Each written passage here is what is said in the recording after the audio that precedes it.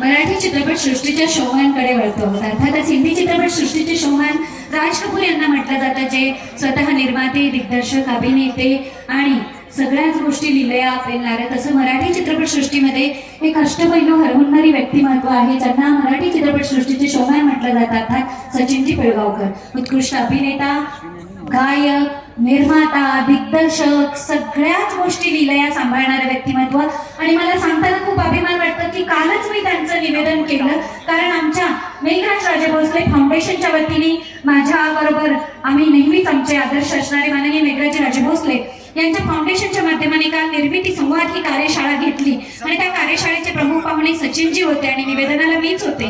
त्यावेळी या चित्रपटाचा संदर्भ आला, त्यावेळेस सचिनजींनी भरभरून या चित्रपटाविषयी बोलले आणि ते चित्रपट गीत आता तुमच्या सगळ्यांच्या समोर आम्ही घेऊन येत आहोत. अर्थातच या चित्रपट गीताने एक कमाल केली, ती म्हणजे चारुशीला रच्छानी साबळे यांचं नृत्य. आणि अर्थात आपल्या मराठी चित्रपट सृष्टीचे रांगडे अभिनेते अर्थात अशोक मामा, अशोक सराफ यांनी दाखवून दिलं की जाळ्या काढण्याचा झाडू सुद्धा डान्स साठी कसा छान वापरता येऊ शकतो.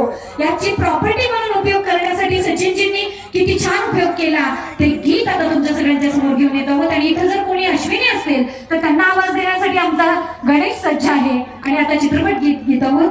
गमत जमत करूयात आणि जाऊयात अश्विनीकडे.